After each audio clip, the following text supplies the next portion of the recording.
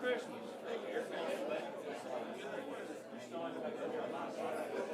Ah. What they doing? Well, y'all got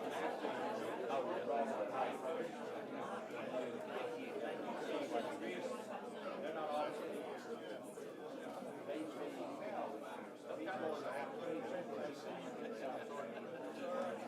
that's all.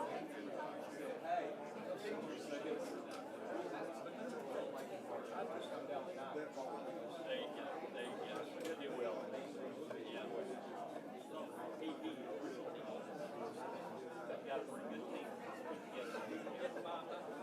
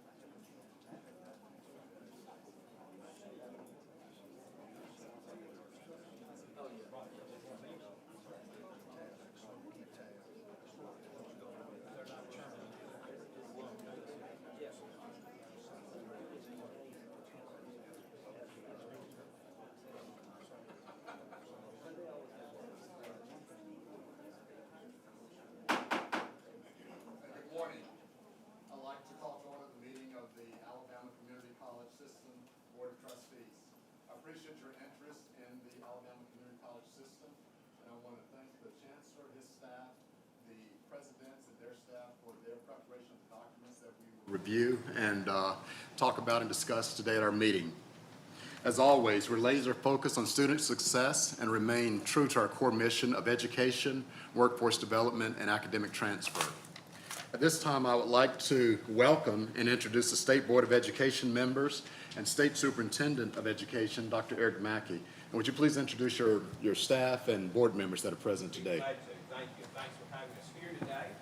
We have, I'm going to step over here so I'm not in front of them. Three of our board members were able to make it today, in addition to Dr. Yvette Richardson, that y'all know well, serves as the liaison between the boards. From District A, Dr. Wayne Reynolds, up in the Athens, Huntsville, northeastern part of the state. District 1, which is Mobile and stretches all the way across half of the Wiregrass, Jackie Ziegler. And then from District 7, Belinda McCrae. And she lives in Marion County, but that district actually goes from Florence all the way to Mountain Brook, so a large geographic area there. It's great to be here. And with our staff, I have my general counsel, Jason Swan, and chief of staff, Chuck Markham, with us today. And thank you for having us. Thank you. And thank you, Dr. Mackey. Welcome. This time I would like to introduce our pastor, Jamil Brown. Pastor Brown holds a certificate in ministry leadership from Highlands College, a master's in business administration from the University of Phoenix, and a bachelor's in business administration from Troy University. Pastor Brown spent more than 25 years in the business management and information technology industry before going into full-time ministry. He currently serves as one of the associate pastors and small groups director at the Church of the Highlands Montgomery campus. At the campus, he oversees both small groups and pastoral care activities and teams.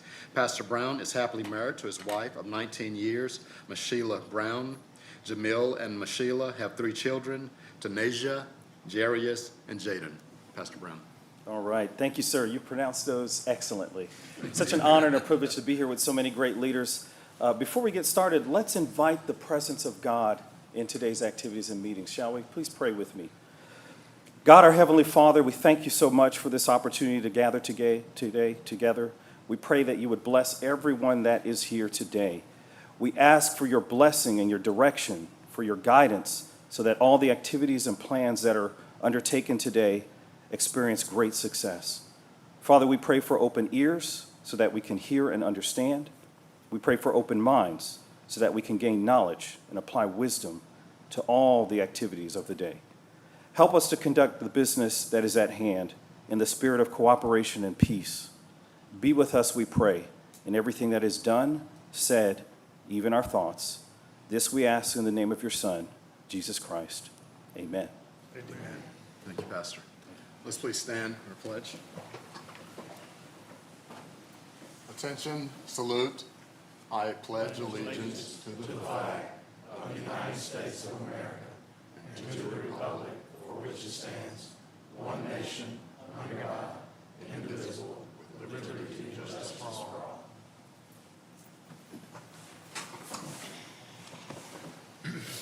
Madam Secretary, Ms. Wilkins, will you please call roll? Mr. Jeb Shell. Mr. John Mitchell. Here. Miss Valerie Gray. Present. Mr. Matthew Woods. Present. Mr. Goodrich Rogers. Present. Mr. Milton Davis. Present. Mr. Levelyn Roan. Present. Mr. Blake McAnally. Present. Dr. Yvette Richardson. Present. Governor Kay Ivey. Chairman, you have a quorum. Okay, thank you. Our agenda was distributed in advance to our board members for review. At this time, I'd like to entertain a motion to approve our agenda. So moved. Mr. Rogers. Second. Second by Mr. McAnally. Any discussion? All in favor signify by raising your hand. Agenda approved. Next is our approval of the minutes of our November 10th meeting. And again, these minutes were distributed to our board members in advance for review. I'll now entertain a motion to approve the minutes of our November meeting. Motion approved. Motion, Mr. Woods. Second. Second by Mr. McAnally. Any discussion? All in favor of approving the minutes signify by raising your hand. Any opposed? Minutes approved.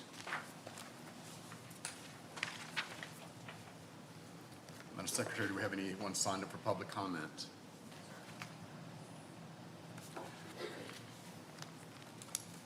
Next on our agenda is item 8, academic and student affairs, adult education, facilities, fiscal, information technology, and workforce development. Item 8A1, it is recommended that the Alabama Community College System Board of Trustees approve Coastal Alabama Community College's application for an associate in applied science and medical and clinical assistant technology to be implemented spring semester 2022. Is there a motion? Motion by Mr. Mitchell. Second by Mr. Wood. Any discussion? All in favor signify by raising your hand. Motion approved.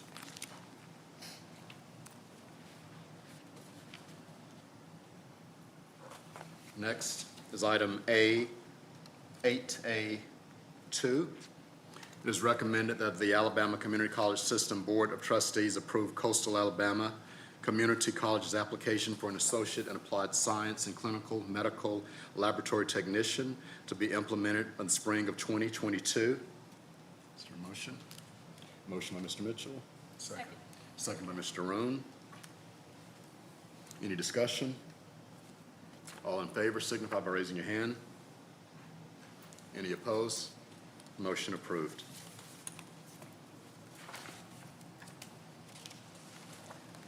Next is item 8A3.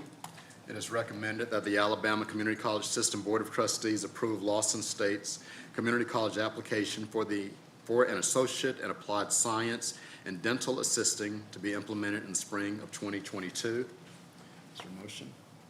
Motion. Motion by Mr. Roan, Second. second by Mr. McAnally. Any discussion? All in favor signify by raising your hand. Motion approved.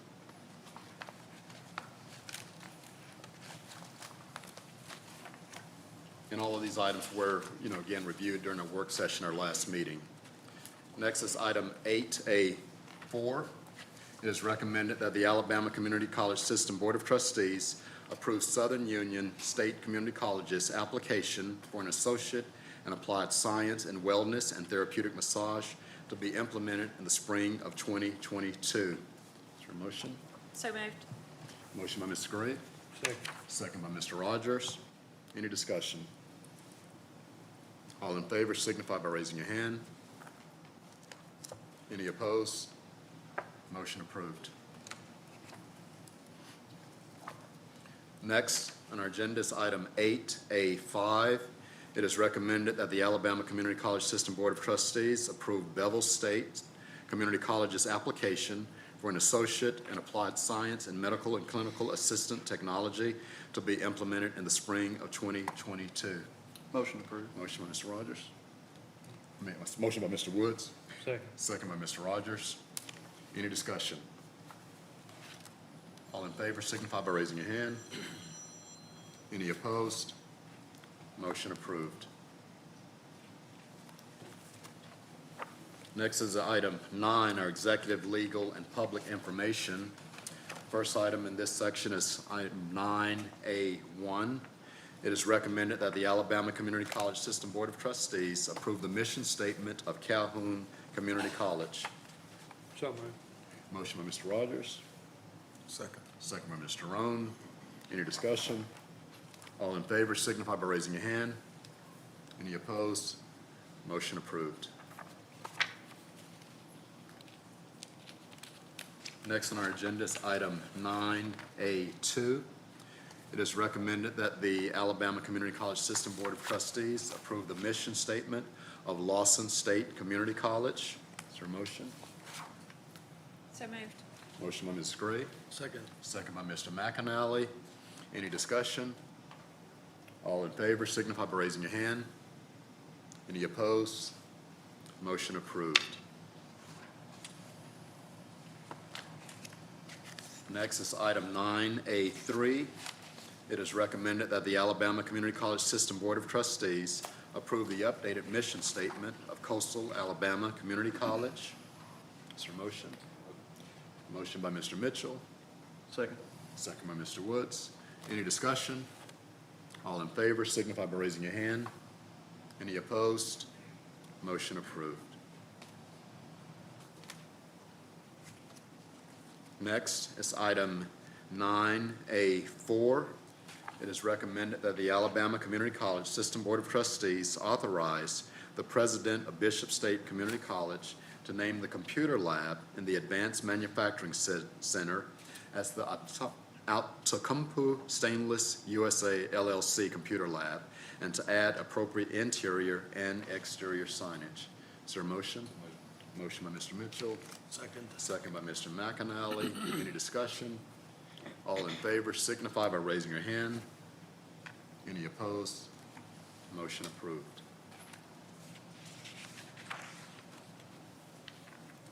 Next is item 9A5. It is recommended that the Alabama Community College System Board of Trustees authorize the president of Bishop State Community College to name the Skills Boss Lab in the Advanced Manufacturing Center as the Confer Skills Boss Lab, and to add the appropriate interior and exterior signage in recognition for a gift received from Confer Southern Pine. Is there a motion? Motion by Mr. Mitchell. Second. Second by Mr. Rogers. Any discussion? All in favor signify by raising your hand. Any opposed? Motion approved. Next is item 9A6. It is recommended that the Alabama Community College System Board of Trustees approve the 2022-2023 budget request for the Alabama Community College System and the Alabama Community College System Office. Is there a motion? Motion to approve. Motion by Mr. McAnally. Second. Second by Mr. Woods. Any discussion? Mr. Chairman, I'd just say that the Audit Finance Committee have had the opportunity to review the budget. We're thankful for Brian Helms, Sarah Calhoun, and Boone Conard for the work that they've done to help us understand the budget and the request, and we feel very good about it. Thank you, Mr. McAnally. All in favor signify by raising your hand. Any opposed? Motion approved. Next is item 9A7. It is recommended that the Alabama Community College System Board of Trustees authorize the president of Southern Union State Community College to name the Mechatronics and Machining Labs in the Center for Integrated Manufacturing on the Opelika campus as the Gene Haas Advanced Manufacturing Lab and Gene Haas Advanced Machining Labs, respectively, and to add the appropriate interior and exterior signage. Is there a motion? So moved. Motion by Mrs. Gray, Second. second by Mr. Woods. Any discussion? I just want to say that I'm very thankful for this gift to Southern Union and all the other colleges that have had naming rights opportunities and gifts made in the last few months. It's been substantial, and it really speaks to the level of partnership that we have with all of our colleges, with industry partners. So great work by our presidents and our colleges for reaching out and making those connections and getting these gifts. It's very important to the future of our workforce development and getting these programs underway.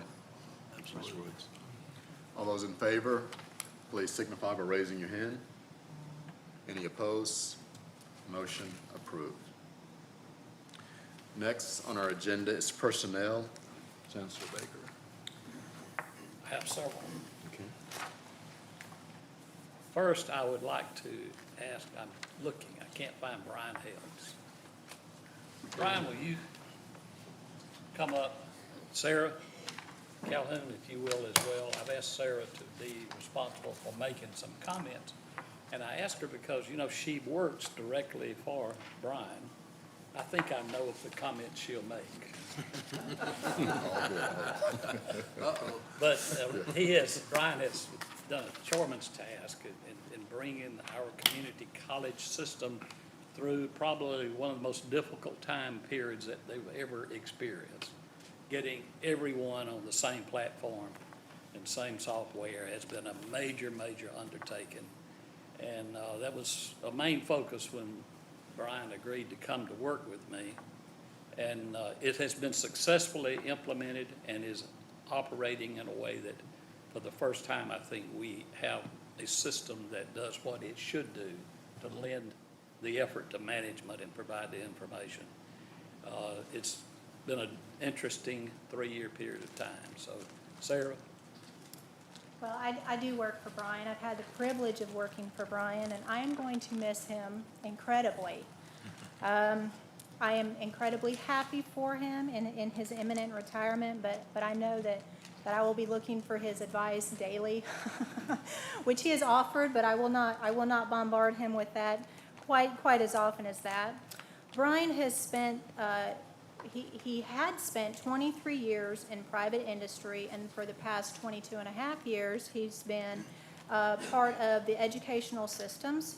His stops included both private, public 4-year, and for the past 10 years within our system.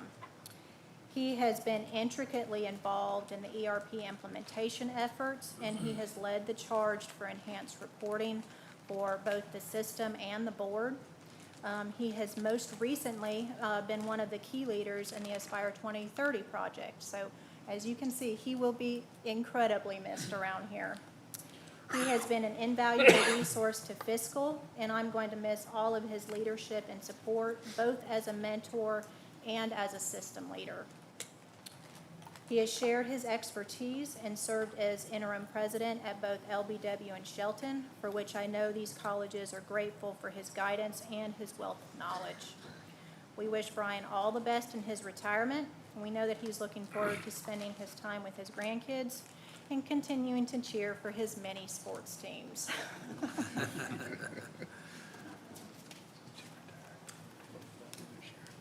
Brian, before you say anything, I had not given any thought to this, but I now will have had the pleasure of presiding at his father's retirement as principal of a school that was one of the best schools in the country.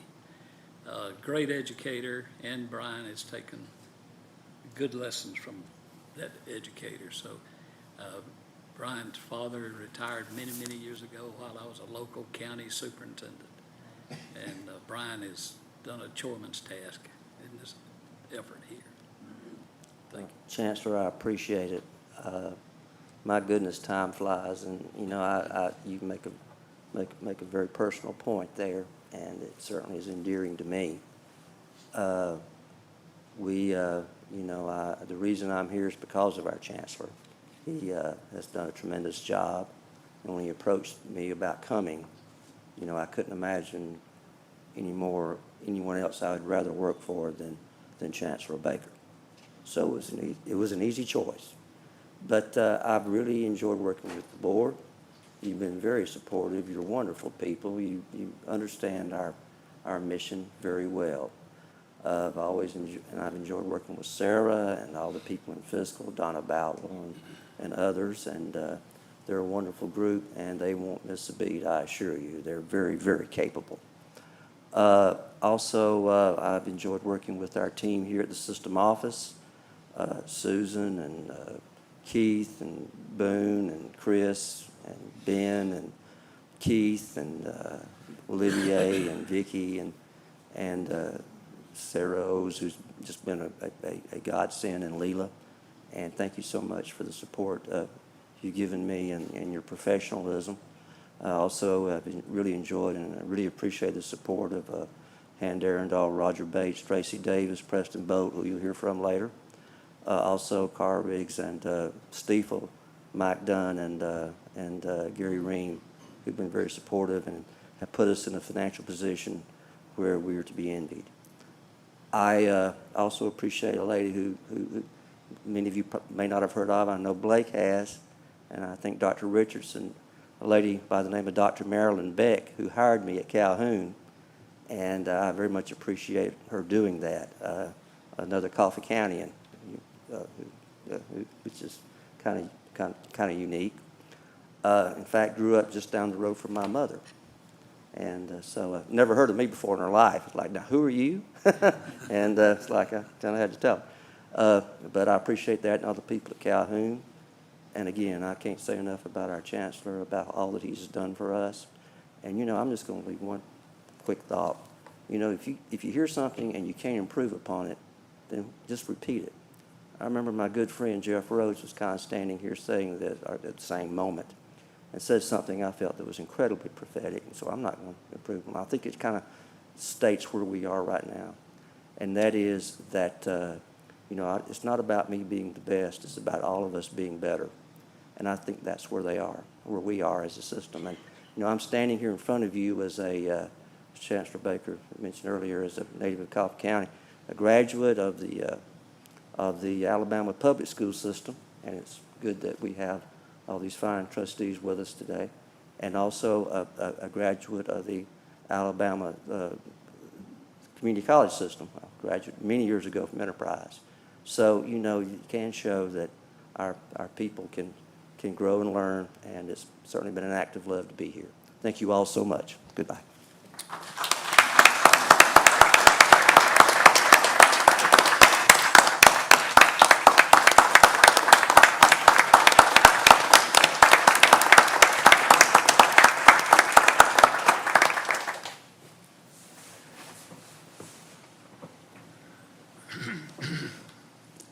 I'm looking for HR now. Okay, all right. David covers a lot of fronts. I have the pleasure today to make a recommendation to this board. We've been, over the past several years, actively involved in recruiting the kinds of leadership in the president's office that we expect to have, which is progressive, stable, and working with the community and really proving to the community that we are a community college. And we have a lot of good presidents out there who are selling that story every day. So first, I want to recommend go ahead to the platform. I'm going to ask David if he will read something about this individual, Jeff Goodwin. Jeff Goodwin is going to be my recommendation to fill the role as president of Northwest Shoals Community College. Thank you, Chancellor. Dr. Jeff Goodwin has been the superintendent of the Oxford City School District since 2005, serving the educational interests of the system's 4,000 students. The district employs 580 staff members and has an operating budget of $40 million, making it the City of Oxford's largest employer. Dr. Goodwin was appointed superintendent after 2 years as the Director of Operations for Talladega County School System, where he was responsible for the oversight of all construction projects, maintenance, and purchasing. Prior to his service in Talladega County, he served as the principal of Oxford High School from 1998 through 2003, and assistant principal at both Oxford and Talladega County. He began his educational career in 1990 at Oxford High School as a science teacher and coach. During his tenure as superintendent, Dr. Godwin has been recognized as the District 6 Superintendent of the Year in both 2014 and 2020, and Alabama's Superintendent of the Year in 2020.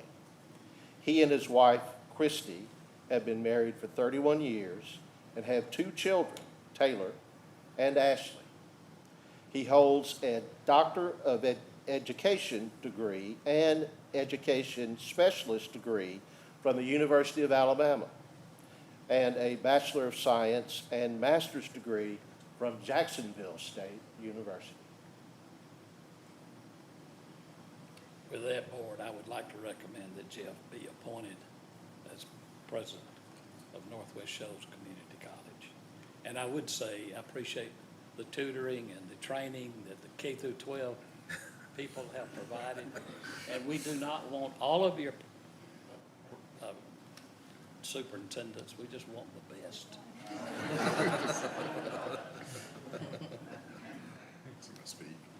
Jeff, would you like to?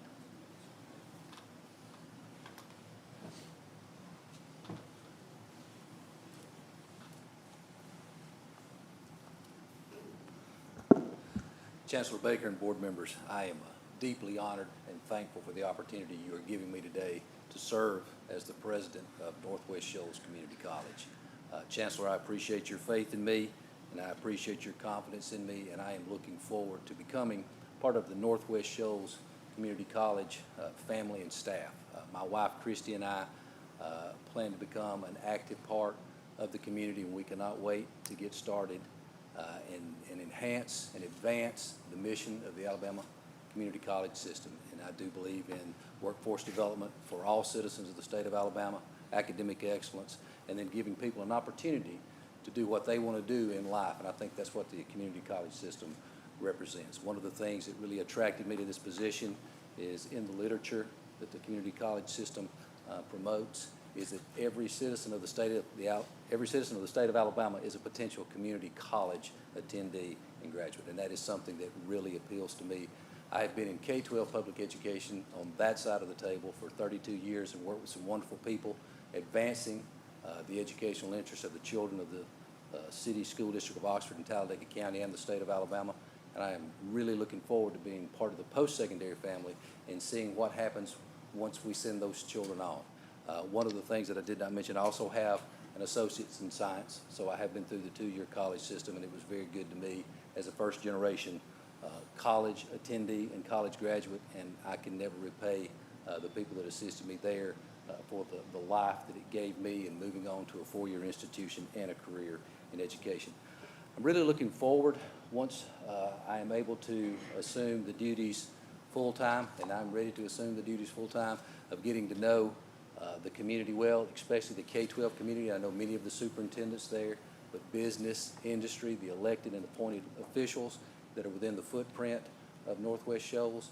And I think there are wonderful things going on at Northwest Shoals right now, and I think we can continue that pattern and that trend and take it to the area and the level that Chancellor Baker desires. I know he wants the best for every community college and every person that serves in our state, and I'm certainly excited about that. I do want to also personally thank Dr. Chris Cox. He's been serving as the interim president up there. He and I have had several conversations, and I know he has everything in order, and I am looking forward to meeting with him more and everyone else who's been so kind and so nice to me in this process. I want to personally thank the interview committee as well. There are a number of those individuals here today, and thank you for giving me this opportunity.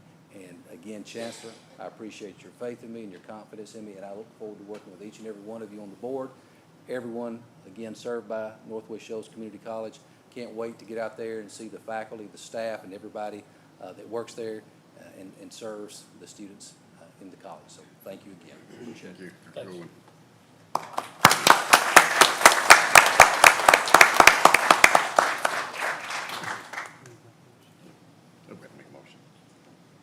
Motion. Motion to approve the Chancellor's recommendation. Second. Second. Any opposed? I'm sure none. All in favor signify by raising your hand. All right, motion approved. Congratulations.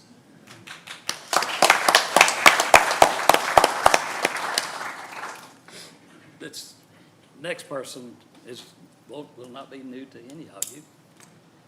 She's kind of been in the battle for a good while, and she's filled a number of roles within the system, oftentimes at a time when it was kind of an unpleasant situation, a time with great leadership, strong leadership was needed. And all I had to do was ask, and she would step up to the plate, and that's important. Kimba Chambers, of course, she has a background, and she grew up around an educator. Her father's with her. I'll let you talk about him. But he's retired from this system and served at Ingram for years. Kimba is already serving as interim president at Trenum. She has been working diligently to try to map out plans, how we can bring about some major steps forward and improve the total offerings that we are able to deliver to this community. And a community that really needs more offerings and more aggressive work. So I am recommending that Kimba Chambers be appointed as president of Trenum Community College here in Montgomery. Dr. Kimber Chambers has 25 years in secondary and higher education. She presently serves as the interim president at Trenton State Community College in Montgomery. She most recently served as the interim associate vice chancellor of teaching and learning and chief instructional officer at the Alabama Community College System. Dr. Chambers has previously served in various leadership roles within the Alabama Community College System, including serving as interim president at Coastal Alabama Community College in Bay Minette and Drake State Community and Technical College in Huntsville. She has also served in leadership roles at Calhoun Community College and Chattahoochee Valley Community College in Phoenix City. Prior to entering higher education, Dr. Chambers served as a high school mathematics teacher within the Phoenix City Public School System. Dr. Chambers is actively engaged in professional associations, serving as a member of the Southern Association of Colleges and Schools Commission on Colleges Board of Trustees, the Auburn University Montgomery College of Education Advisory Board, the College Promise Education Leadership Committee, the Alabama Community College Association, and various committees within the Alabama Community College System. Dr. Chambers earned an Associate of Arts from Chattahoochee Valley Community College, a Bachelor of Science in Secondary Mathematics Education from Columbus State University, a Master of Science in Secondary Mathematics Education from Troy University, an Educational Specialist in Educational Leadership from Troy University, and a Doctorate of Education in Higher Education Administration from Auburn University. Is there a motion to approve Chancellor's? Motion by Mr. Mitchell, Second. second by Ms. Gray. All in favor, signify by raising your hand. Congratulations, Dr. Chambers.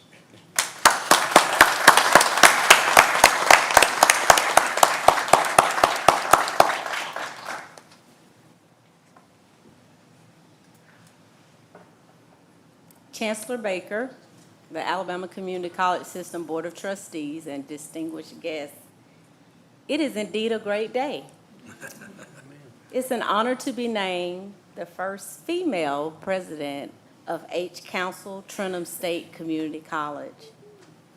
Chancellor Baker, I want to thank you for your leadership, your guidance, your support, and believing in me to lead Trenton State in its next chapter, maintaining its historical presence and moving the college forward in its next chapter. On last week, when I met with Chancellor Baker, he did not know when he wanted me to serve in this position and asked me to serve that it was my mother's birthday.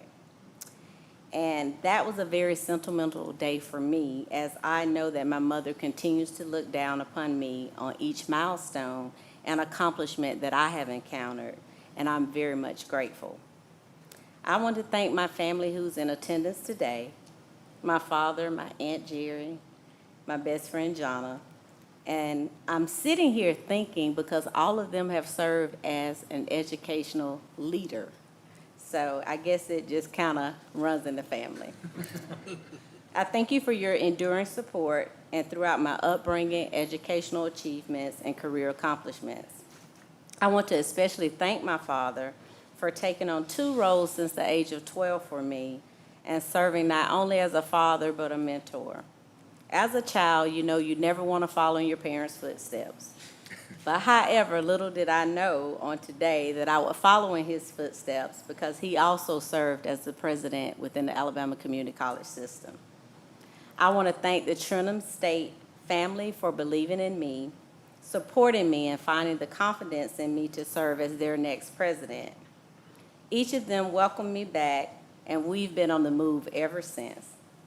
Although we have much work to do ahead, I truly believe that as a team, we will definitely move Trenton forward and be pivotal in the river region, in our business and industry community, offering instructional and workforce training programs to ensure that our citizens are able to fulfill their short and long-term goals, and providing resources for our students to ensure academic and student success.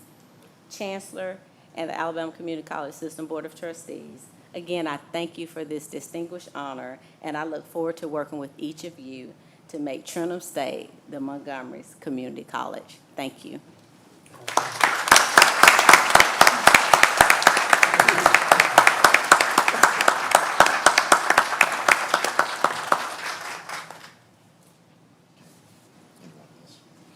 Next on the agenda is the Chancellor's report.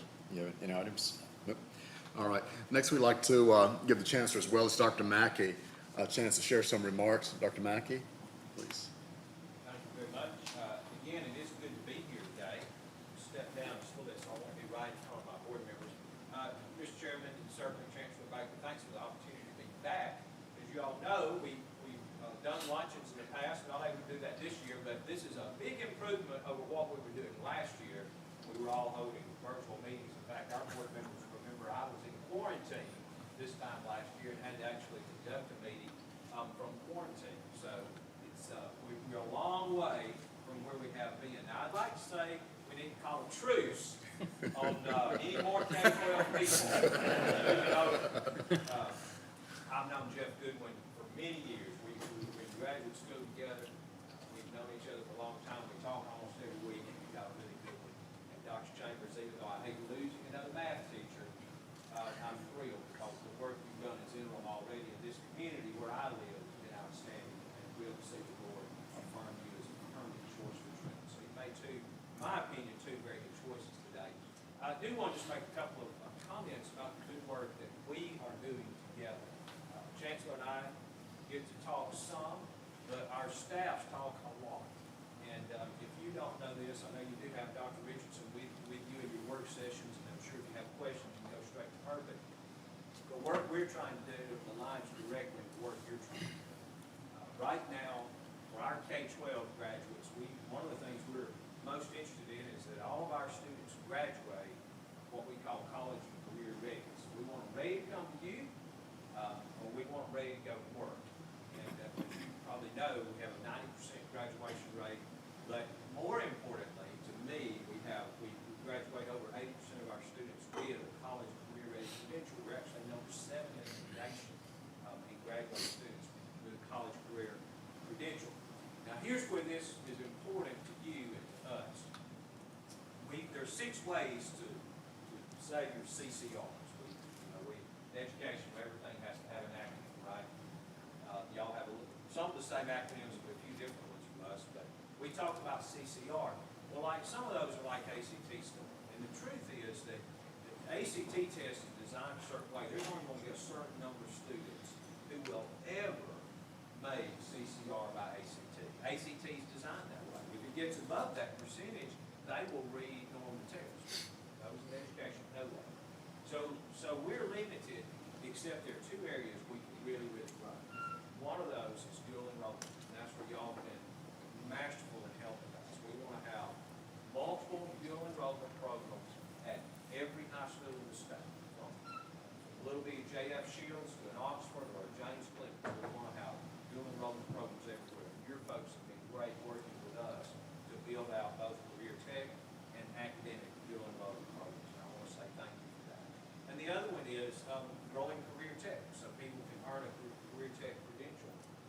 And we're doing that too. I was in a career tech center 2 weeks ago, 3 weeks ago maybe, my time's running together, but in Etowah County. And our welding teacher at the Etowah County Career Tech Center, master teacher, he teaches in the daytime there, and then he goes over to Gadsden State and he teaches at night and on weekends. Your program's Gadsden State. And so through dual enrollment, he's got many of the same students in both programs, and we've been able to make that stipulation. The big problem for me, and really Chancellor, for you and your programs, for our programs, he has to turn down 150 kids a year because he doesn't have the space, and they don't have he needs another teacher at more space. Now that's a great problem to have, but it's a problem as a state we've got to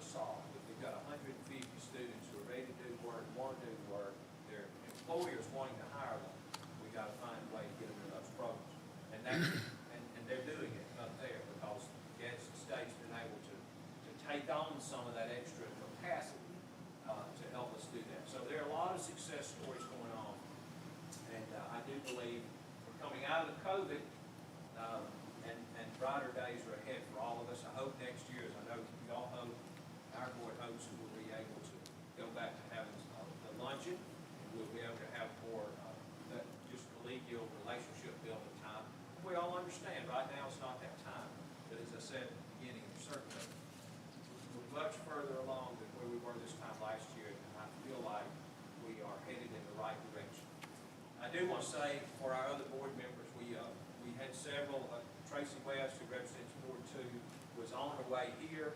I had a work emergency and had to turn around and go back to Auburn, but she represents the eastern side of the state, all the way from Cleveland County to Dothan. Every county along the Georgia border except for a couple, 3, McAllen, Cherokee, and Jackson.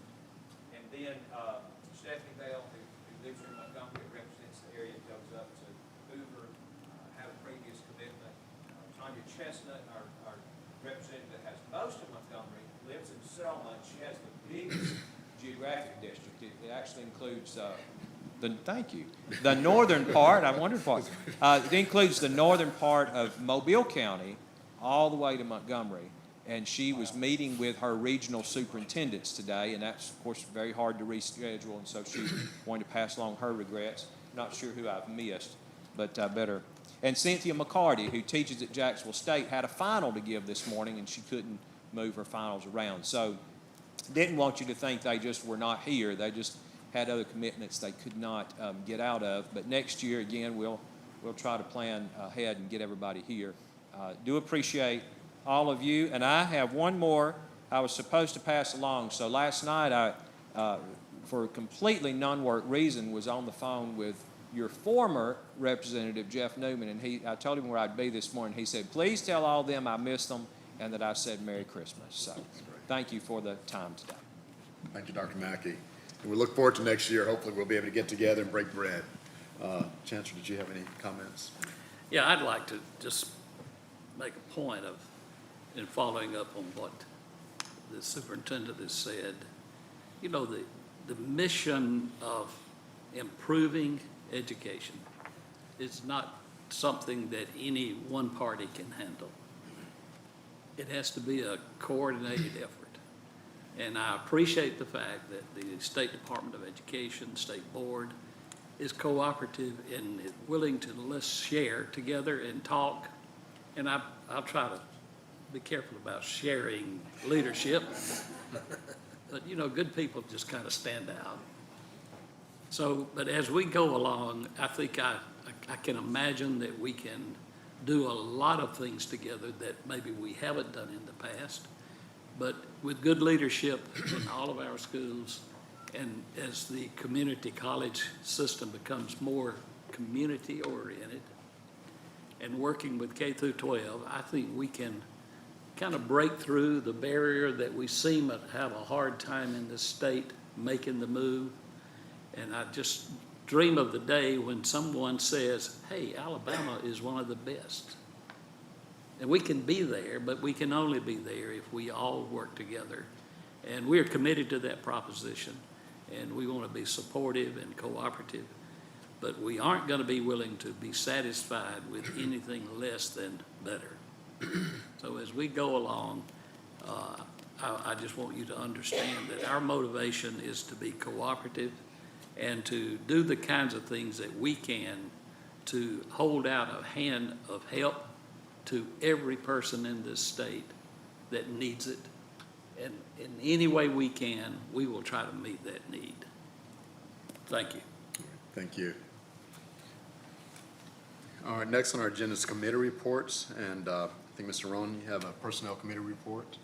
I do, and thank you, Chairman Davis. These last nearly 2 years have been a challenge on many levels for all of us. As we've talked to what the pandemic has wrought, from personal lives and health situations to restructuring how we actually communicate and talk. Superintendent Mackey talked about a year ago, virtually everything was virtual. And here we are, a year later, we're able to safely gather in the same space.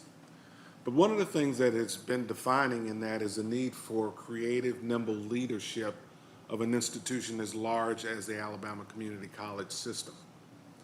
Chancellor Baker has been at the helm, obviously before the pandemic, but has steadied this enterprise and ship through the pandemic as we hopefully are exiting it in the foreseeable future. We're not there yet. The challenges have been many, but through the challenges have been opportunities for us to recraft our thinking and how we actually approach serving the needs of both industry as well as the personal needs of folks, everyday folks, whether they're in the community or striving to just take care of their families. Those folks can and will be affected by the educational system of Alabama, whether it's K-12 or the post-secondary system. As one of the members of the Personnel Committee, it is our pleasure to actually present a report that speaks about Chancellor Baker and his leadership. This is an annual offering. So I will, if you will indulge me to read you a very quick report, but I think it's important to also give you a bit of background as to how we as a committee arrived at the conclusions that this report will reveal.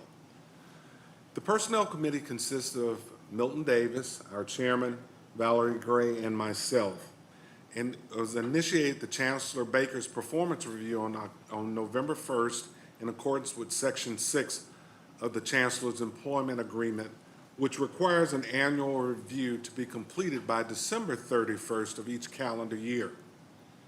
We utilize the Alabama Community College System's customary evaluation process, which provides each member of the Board of Trustees the opportunity to objectively evaluate and have input into the Chancellor's performance review with respect to the following metrics. Number one, the Chancellor's embracement, promotion, and advancement of the vision and mission of the Alabama Community College System. Number two, the Chancellor's efforts to secure the necessary capital, legislative appropriations, and other resources for the proper management and operation of the Alabama Community College System. Number three, the Chancellor's leadership and direction in building a culture of integrity and excellence throughout the Alabama Community College System. Number four, the Chancellor's financial efficiency in managing the budget and appropriated funds in a manner to be a good steward of the state of Alabama and its community college system. Number five, the Chancellor's efforts and intentions to work cooperatively with the board to develop and implement a physically responsible plan for the Alabama Community College System. Once again, the board's collective evaluation of the Chancellor was exceptional. On a rating scale with 1 as a low and 5 as a high, the Chancellor's complete composite score was 4.97. You're three-tenths of a point off. 300. 300s rather, that's right, 300s. There's always room for improvement. The board has complete confidence in the Chancellor's abilities as he continues to lead the Alabama Community College System, period. The board made long overdue adjustments to the salary schedules for our system presidents and staff a few years ago. The committee reviewed market data regarding the compensation of leaders of similar community college systems throughout the Southeast, realizing our Chancellor's salary is below market. Based on the Chancellor's exceptional performance and the board's confidence in him, the Personnel Committee is recommending a salary increase to the annual amount of $383,000 per year, effective as of January 1st, 2022. We also plan to recommend a 3-year contract extension, which will require a contract amendment. This extension will effectively extend Chancellor Baker's contract through March 31st, 2025.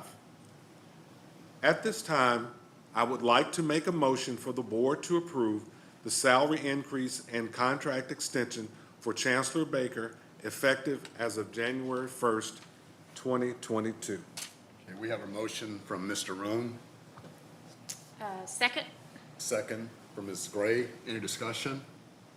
Mr. Chairman, I would just like to echo what Mr. Roan has said. It's been an absolute pleasure learning from the Chancellor. We love the trajectory. All those in favor of approval signify by raising your hand. Approved. Congratulations, Chancellor.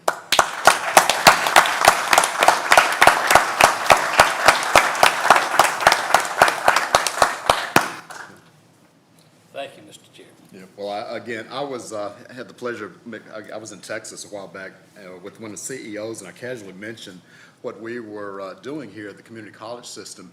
And this particular CEO, he was actively involved with the community colleges in Texas. And he was so amazed at everything that we were doing. He asked to meet, with a couple of board members and presidents to talk about what we were doing and the trajectory that we were on. And he even said, "Hey, I'm going to take the jet and fly in here to meet with you guys." I said, "Wait a minute, pump the brakes. Hold on. Let's do a Zoom call first." So we had a Zoom call. We talked, and again, that's just again a testament of what we're doing things right, and appreciate your leadership. And again, just keep us on that right trajectory. Well, I appreciate the support. I appreciate the comments. I would assure you of this. Without the kind of board of trustees that I've been provided through the support of the governor and the legislature, it wouldn't be possible to do many things that we've done. We've had some rocky days. We've had some times when I'm sure we had presidents wondering, what is going on? Why do we do this? Why do we have to make all of these changes? But you've been steady in the boat and been very supportive of not just me, but of my staff and of the college presidents and leadership there. And I think over an extended period of time, we'll all be able to look back, and because of a variety of people who have contributed collectively, we'll take a lot of pride in the fact that we've made a contribution to this state that has helped many, many people. And I just want you to know, I'm proud to serve you. Thank you. Thank you, Chancellor. Thank you.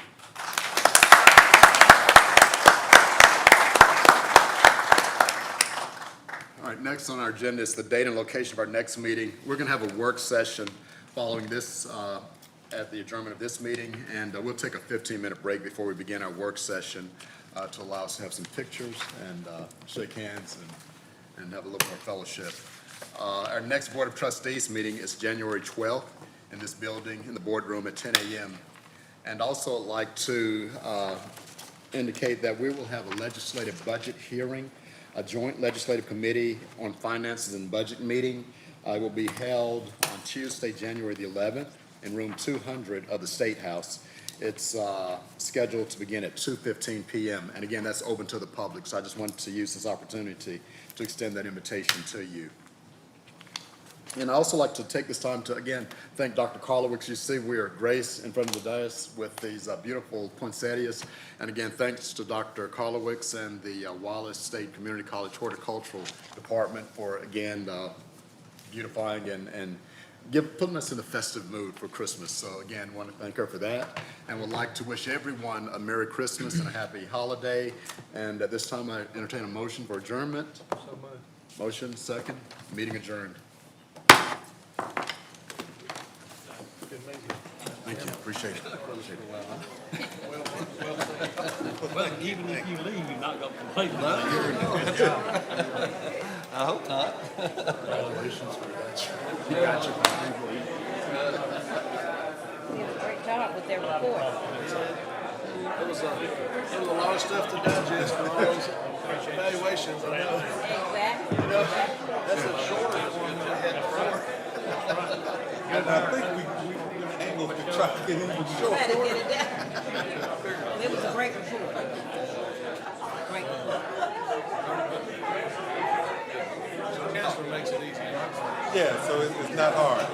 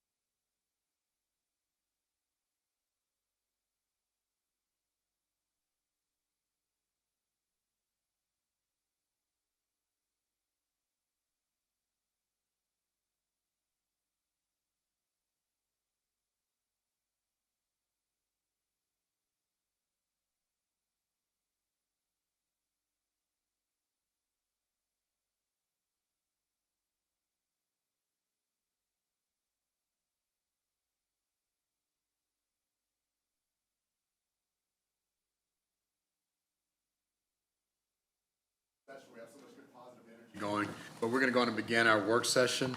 And David, are you going to, the first item, the Alabama Community College System Legislative Agenda.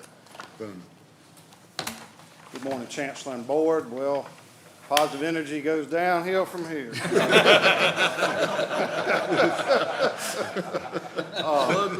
Next. Before I get on the legislative agenda, I just wanted to mention, Brian Helms is one of my suite mates here. And once you get to know Brian, he is one of the funniest guys. He has me laughing every single day, and you're going to be missed, Brian. Well, we're about a little over a month out from the legislative session, so we appreciate the support of the budget request, and now it's time to put together a legislative agenda. What I'll do is just kind of briefly go over each one of these points that's in your packet. We've really got 5 main things this year that we've identified as priorities to advocate for this year. The first bullet really just takes the items in the budget request that you approved earlier and just puts them into this document. So that's what the first bullet is, are those priorities that we've identified in the budget request. The second point, we're also going to advocate for funding from the Advancement in Technology Fund. That's the fund that the money that comes in over and above what's been appropriated in the state budget goes into. There will be an opportunity for an appropriation from that fund this year, and so we want to be on record as supporting that. Using the existing funding formula that has been used in past years for higher education institutions. That's been a positive formula for us, and we would like the legislature to maintain that moving forward. The third item, we're also asking for a one-time supplemental appropriation specifically for capital improvement projects that were recommended through the Aspire 2030 process. As all of you know, we're well versed on Aspire and what went into that process, but we really, each college really engaged their local communities, and the communities helped identify projects that were needed in those communities, and so we're ready to move forward with some of that, but with the construction price increases and inflation and all of that, we do need some additional funding, and so we're going to make a request there to the legislature for that item.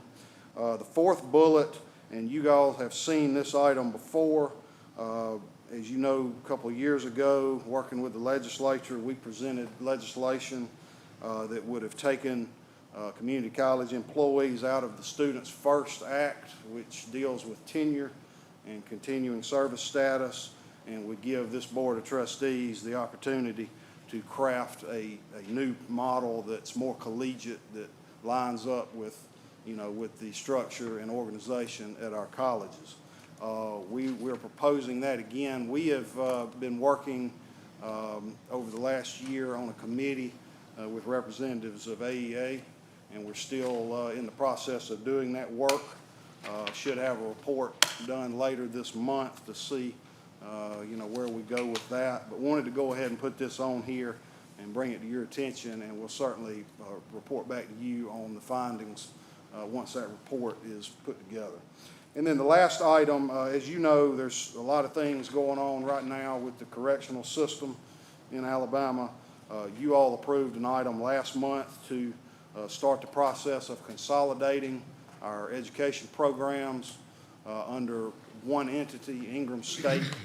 That's where we need to go as a system to align with the new plan that the governor and the legislature have adopted.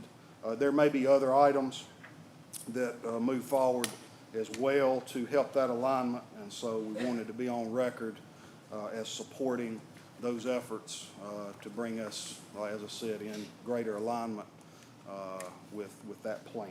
So that's really the main issues that we see out there to advocate for. There'll obviously be other things that come up as we go along, but these are the priorities that we see, and I would be happy to answer any questions you have.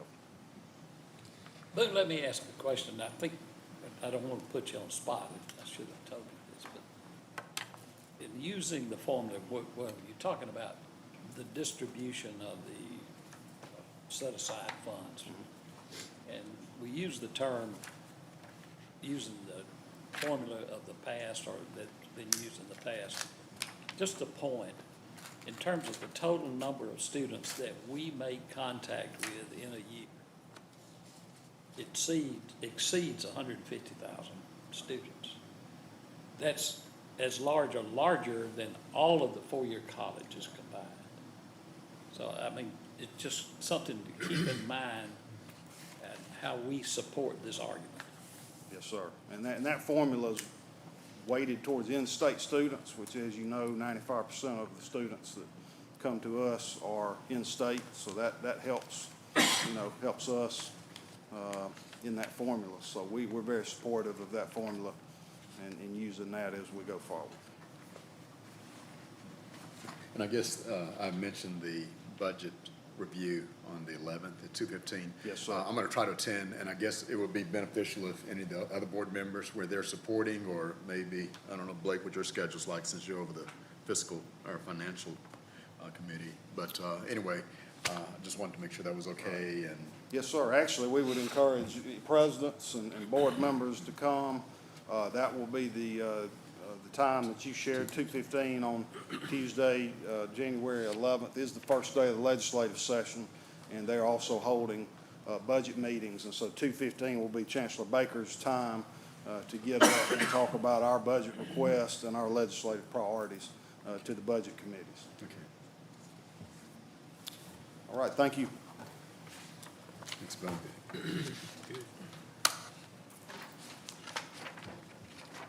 The next item on the agenda is Gaston State's request that the Board of Trustees authorize the president of the college to confer a named gift by designating the Student Lounge of the Valley Street Learning Resource Center as given in honor of Dr. Gertie Lowe.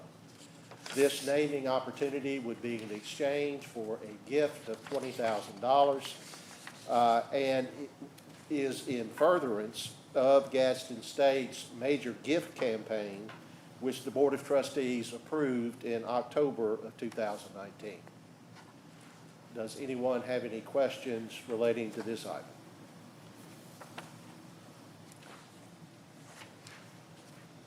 The next item is a late addition to the work session agenda. And this is Coastal Alabama's request that the Board of Trustees authorize the Chancellor to execute a quitclaim deed to the city of Bay Minette for the roads comprising South College Drive, North College Drive, and Faculty Road, which traverse Coastal Alabama's Bay Minette campus as shown on the aerial maps attached to the materials. There are actually two maps. The first one is from 30,000 feet, and the second one is from 10,000 feet. The closer of the two shows the campus proper. The 30,000-foot view shows the terminus of the roads, South College Drive and North College Drive start at Highway 31 and run west, running into Faculty Road, which is at the back of the college's campus.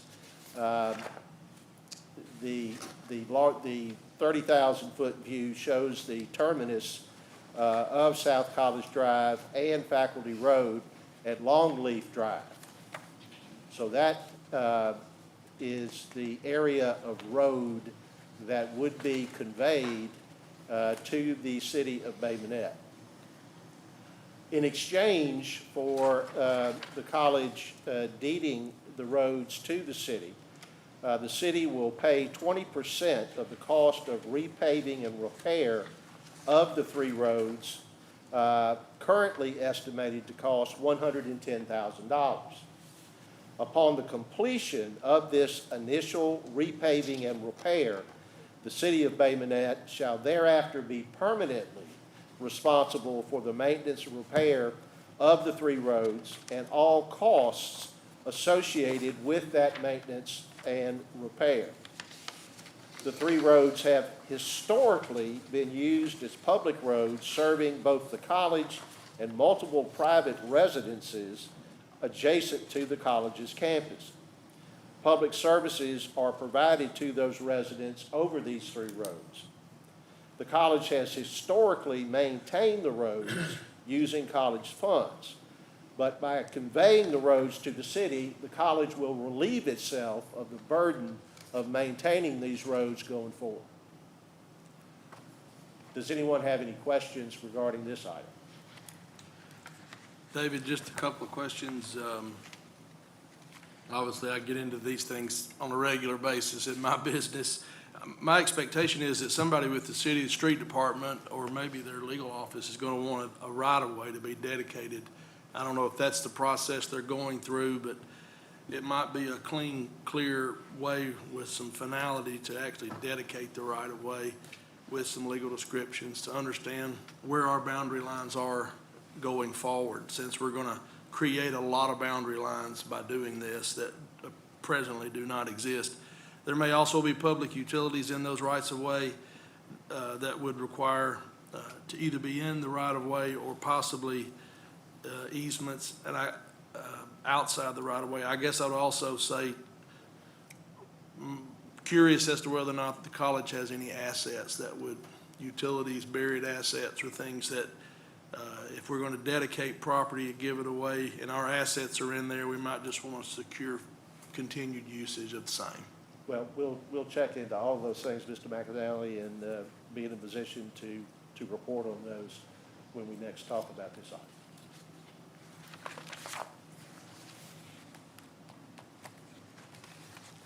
Is there any other questions? Mr. Chairman, the next two items are fiscal related, and if I understand, Sarah Calhoun will address the first one, and Preston Bolt will address the second.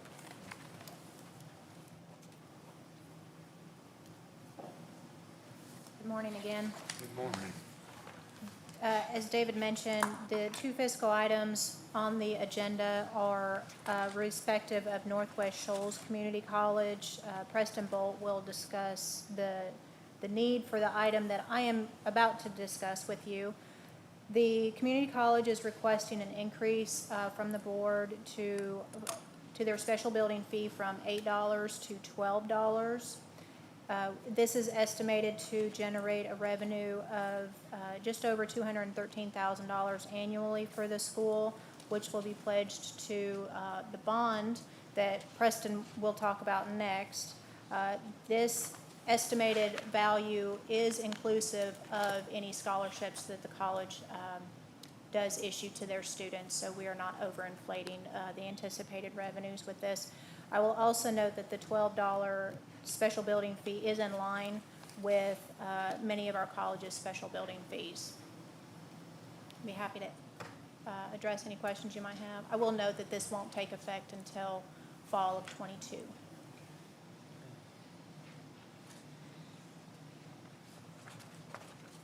Preston? Thank you. Thank you and good morning. The resolution and the action item that is before you with regard to a bond financing for the various projects at the Muscle Shoals and Phil Campbell campuses for Northwest Shoals.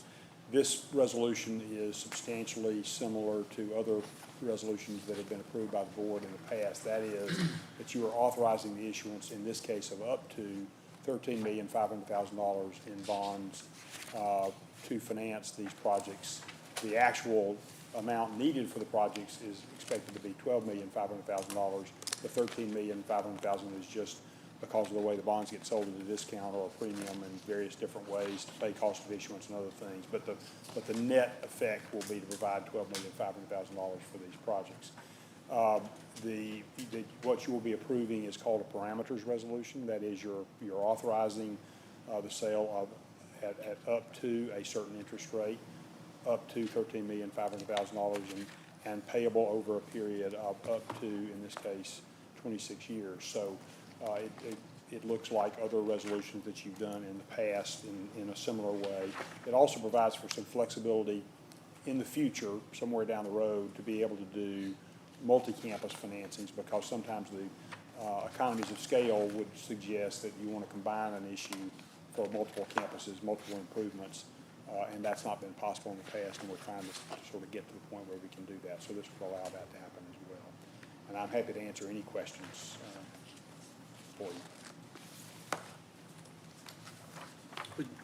I had an opportunity to review this with Brian earlier, and it is, as Preston says, it's very much like many of these that we've done through the process, and it's for some very much needed projects. In those discussions, we developed some confidence that beyond the money that'll be produced from the fee that Sarah discussed, that the college is in a good position going forward to cover their debt service. So from a committee standpoint, from my perspective, and I'm not sure if the other committee members yet have had the opportunity to see this, and I probably should have sent this to you. I apologize for not doing that.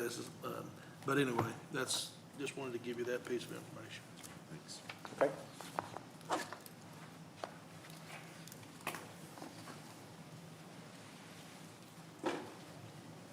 You see what part of that thing. Okay, next is facilities. I guess it's Mark.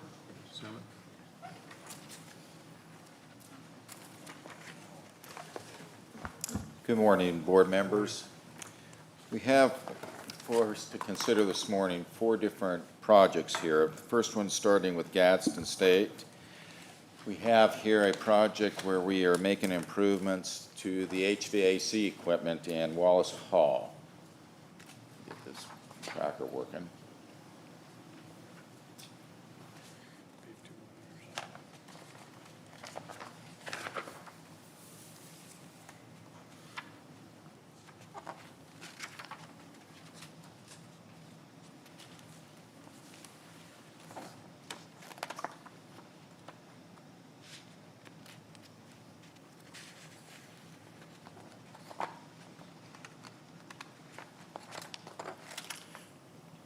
Well, maybe I won't show you some slides here. Here we go.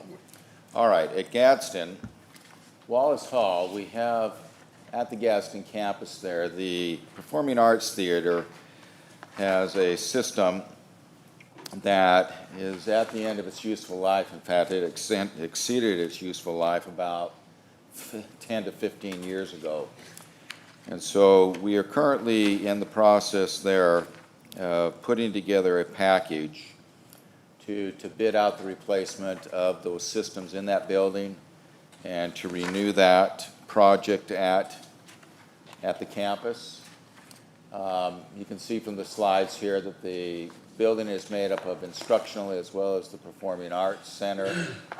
The scope of the work is listed there for you, and Dewberry is the engineer on this project. We anticipate that as the bids come in going into this month, that we expect that we'll bring those back to you in January for your review and approval. Our budget for this project is set at a little over $692,000. Funding for this is going to come from CARES. And we have been able to successfully get the support of the federal government and the Department of Education on these particular projects to allow us to go in and to use these monies to replace mechanical systems and so forth. As this project comes forward and is approved for your consideration next January, we anticipate that they'll be able to complete this project sometime in the third quarter of next year. Much of that is being delayed. I won't say delays, it's just the new reality that we live in. Lead times for a lot of the mechanical systems are going out there as much as 6 or 7 or more months. And so that's what we're faced with in some of the production schedules that we're looking at. Board members, do you have any questions about Wallace Hall? This is more of a general question. I know Yes, sir. it's really tough right now with the market getting bids. And I know from our business, we've actually asked some contract or owners have asked us to sign a document, after you have your pre-bid meeting that you are going to bid. Is that something that maybe y'all can institute and start adding to our RFPs? Or I don't know if you're doing that already, just to make sure that we have good bid contractor participation. We could do that. We have not done anything like that at this point, but we can take that up with our design professionals and factor that in. Let's just see if we can do that, just make sure we have good bid participation, have more than, one bid. And that goes back to what we discussed earlier. Exactly. Okay. Board members, the next project that we have for you is going back to Gadsden State. We have two buildings up there. We have Hilderman and Bevel. Similar situation there with those two buildings in that we have aging mechanical systems in these facilities that are more than 40 years of age. They're moving ahead again to take CARES Act funds to replace the mechanical systems in that building. We expect to have bids back for us to consider in January, and same scenario with the lead times. We'll move that project forward and hopefully bring it to closure sometime for both of those locations late in the fourth quarter of next year. Budgets for this right now are set. We keep adjusting budgets for mechanical, but we at this point are comfortable with today at about $3.5 million for both of these projects. Again, the funding for these projects will come from CARES Act monies that are available to us. Board members, any questions about Hilderman or Bevel?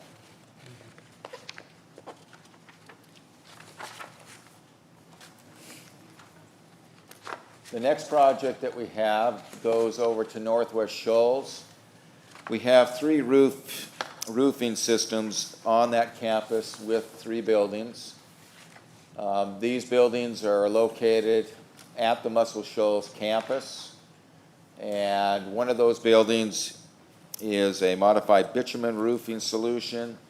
The other two are metal roofs. In the case of the modified bitumen, we'll put a brand new system on that and extend the life of that asset out for roofing for about another 15 to 20 years. And then the metal roof, that's a reconditioning that'll waterproof those facilities for 15 years. We anticipate taking bids on these projects later this month. The results of the bids will come back and be available to you in the January board meeting. The budget that has been set is about $652,000. Any questions about these three roofing projects at Muscle Shoals?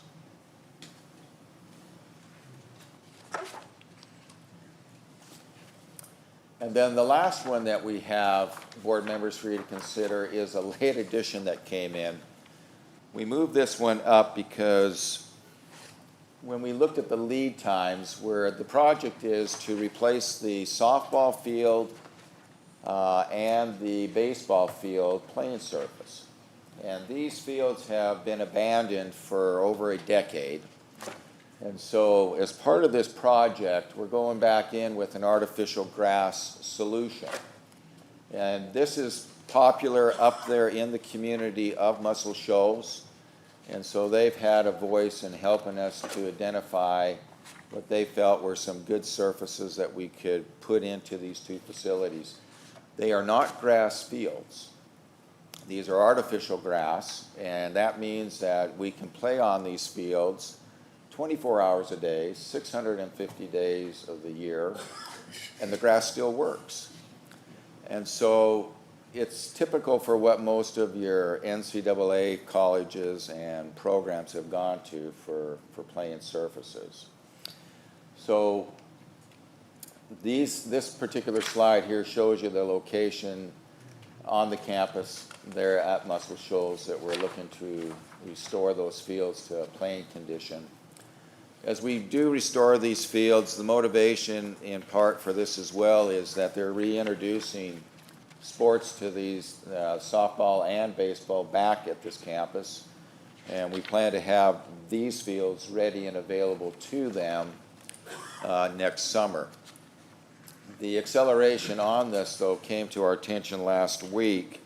That lead time just for the materials for the playing surfaces are out there. If we were to order today, we wouldn't receive those materials until April or May.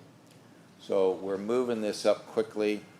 We're doing some things at an accelerated pace this month so that we can have this ready and take bids before our next board meeting in January for you to consider. We feel like that the overall solution that has been identified and approached is reasonable and sound and is very much complementary and contemporary with what we see happening with fields in collegiate sports, as well as what they have up there at Muscle Shoals. Budget for this one is going to run roughly at about $1.2 million. Funding for this will come from Aspire, from a campus improvements.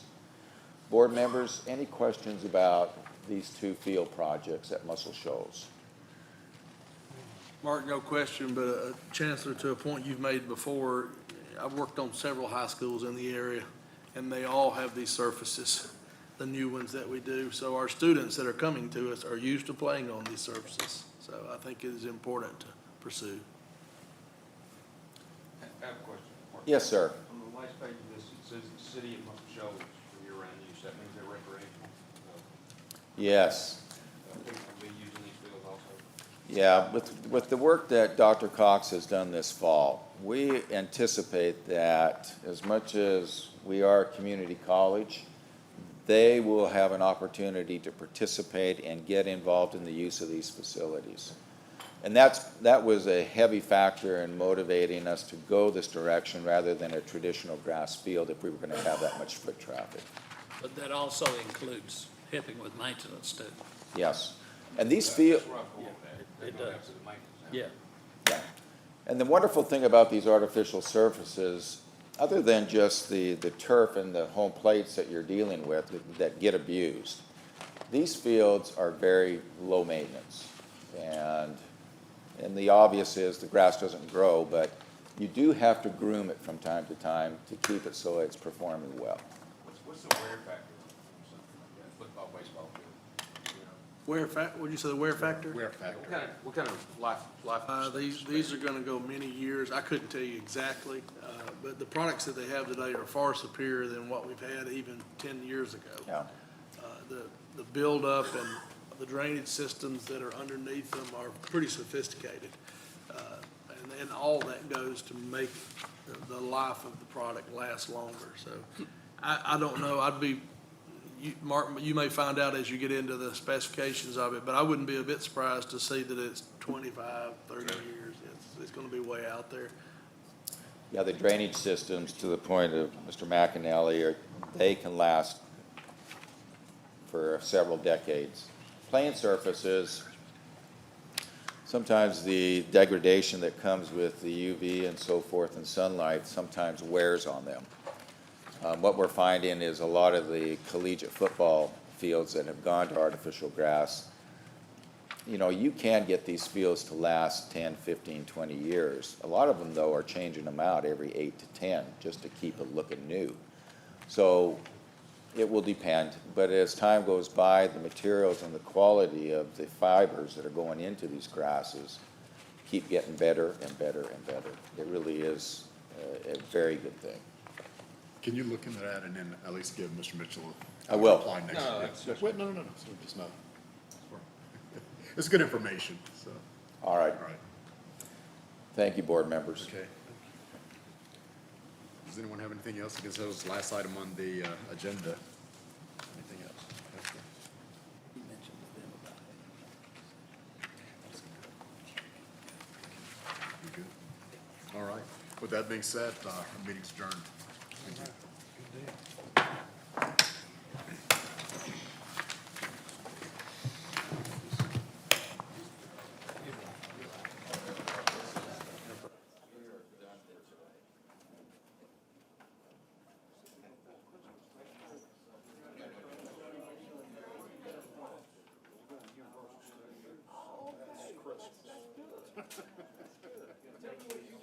He walked up and he said, "Look, I know Santa Claus." So he